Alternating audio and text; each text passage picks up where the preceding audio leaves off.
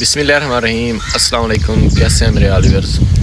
میں محمد وقاص اور آپ کو خوش آمدید کرتا ہوں اپنے یوٹیوب چینل پر۔ جو میرے موسٹلی زیادہ تر ویورز ہیں وہ کچن گارڈننگ سے ریلیٹڈ ہیں، جو ان کی جو ہے چھوٹے پیمانے پر انہوں نے پودے وغیرہ لگائے ہوتے ہیں، اور زیادہ جو ویورز ہیں وہ ہیں ہی مین کے جو ہے آڈینس آ رہی ہے وہ گریپس کے حوالے سے آ رہی ہے، انگور کے حوالے سے آ رہی ہے۔ جو بڑے فارمر ہیں وہ مجھ سے رابطے میں رہتے ہیں، تو آج میں آپ کو جو یہ ویڈیو بنا رہا ہوں اس میں انگور کی جتنی ضروریات ہوتی ہیں، کھاد کے حوالے سے بات کر رہا ہوں۔ انگور کو جتنی ایک سال میں کھاد کی ضرورت ہوتی ہے پلانٹ کو، شروع سے لے کر مین کے جنوری سے لے کر دسمبر تک جتنی پلانٹ کو کس جو ہوتی ہے خوراک کی ضرورت ہوتی ہے، کھاد کی ضرورت ہوتی ہے، آج کی ویڈیو میں ہم بات کریں گے۔ اگر آپ لوگ نئے ہیں میرے چینل پر تو چینل کو سبسکرائب کر لیں تاکہ پلانٹ سے ریلیٹڈ جتنی بھی ویڈیوز آ رہی ہوتی ہیں وہ آپ کو بر وقت ملتی ہیں۔ سب سے پہلا جو مرحلہ ہوتا ہے وہ زمین کی تیاری ہوتی ہے۔ جتنی اچھی آپ کی زمین ہوگی، آپ کے پودے کی زمین ہوگی، اتنا ہی زیادہ جو ہے سکسیسفل ہونے کے، کامیاب ہونے کے آپ کے چانسز بھی بڑھ جاتے ہیں۔ تو زمین کی تیاری میں کوشش کریں کہ جہاں پر آپ لوگ اپنا پودا لگا رہے ہیں میرا زمین ہونی چاہیے، زیادہ پانیوں پر کھڑا نہ رہتا ہو، کیونکہ انگور کو کم پانی کی ضرورت ہوتی ہے۔ اگر آپ بہت زیادہ کم پانی لگائیں گے یا بہت زیادہ پانی لگائیں گے، دونوں انگور کے لیے نقصان دہ ہیں۔ تو زمین کی تیاری میں آپ نے جب دسمبر چل رہا ہوتا ہے یا پھر جنوری چل رہا ہوتا ہے تو آپ نے اس ٹائم کوشش کرنی ہے زمین کی تیاری میں کہ آپ نے گوبر کھاد کا استعمال کرنا ہے۔ گلی سڑی ہونی چاہیے۔ آپ لوگ ایک بڑے پودے کو 10 سے 15 کیجی تک بھی گوبر کھاد دے سکتے ہیں۔ اگر وہ فریش ہوگی تو پھر اس کے اوپر فنگل اٹیک یا پھر دیمک کا اٹیک بھی ہو سکتا ہے۔ کوشش کرنی ہے کہ جو ہے کھاد جو ہے وہ آپ نے گلی سڑی استعمال کرنی ہے۔ زمین کی تیاری کے بعد جس ٹائم آپ نے گوبر کھاد کا استعمال کر لینا ہے، اس کے بعد جو ہے آپ نے پر پلانٹ مین کے ایک پودے کو آپ نے 250 گرام تک ڈائی امونیم فاسفیٹ دینی ہے، مین کے ڈی اے پی دینی ہے، اور اس کے ساتھ ساتھ 100 گرام تک آپ نے پوٹاش کا بھی استعمال کرنا ہے۔ یاد رکھیے کہ جو زمین کی تیاری میں سٹارٹ میں جو آپ پوٹاش دے رہے ہوتے ہیں وہ جو ہوتا ہے وہ دانے دار آپ نے کوشش کرنی کہ آپ نے ایس او پی کا استعمال کرنا ہے۔ اس کے بعد فروری اور مارچ کا جس ٹائم منتھ آ جاتا ہے اس ٹائم جو ہے یہ پودے کی کمپلیں نکلنا شروع ہو جاتی ہیں، گروتھ سٹارٹ ہو جاتی ہے، تو اس ٹائم آپ کے پودے کو نائٹروجن کی ضرورت ہوتی ہے۔ تو اس ٹائم آپ نے کوشش کرنی ہے کہ پر پلانٹ آپ نے جو ہے 100 گرام نائٹروفاس کا بھی استعمال کر سکتے ہیں، یا پھر صرف یوریا مین کے نائٹروجن کا استعمال کر سکتے ہیں۔ اس کے بعد جو اپریل اس ٹائم جو ہوتا ہے فروٹ بننے کا عمل آ رہا ہوتا ہے، پولینیشن ہو رہی ہوتی ہے، تو اس سٹیج کے اوپر جو آپ نے نائٹروجن کا استعمال بند کر دینا ہے۔ پانی بھی آپ نے اس سٹیج کے اوپر کم دینا ہے اپنے پودے کو۔ جتنا آپ پانی زیادہ لگائیں گے یا پھر نائٹروجن کا استعمال آپ لوگ زیادہ کریں گے تو اس سے کیا ہوگا کہ آپ کا جو پودا ہے فروٹ کی جانب توجہ نہیں کرے گا بلکہ اپنی گروتھ کی جانب ہی رہے گا، تو پھر آپ کا جو فروٹ ہے ڈراپ ہونے کے چانسز اس میں بڑھ جاتے ہیں۔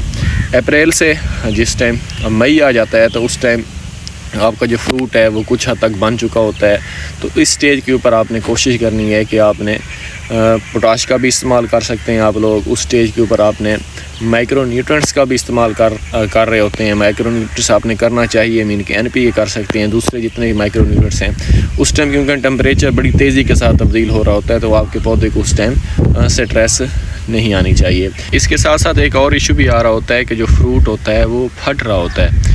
اس کا ایک تو پانی کا رد و بدل بھی کچھ نہ کچھ حد تک اس کا ہو جاتا ہے، لیکن وہ ہمارا الگ ٹاپک ہے، اس میں پھر کبھی بات کریں گے ورنہ ویڈیو تھوڑی سی لینتھی ہو جائے گی۔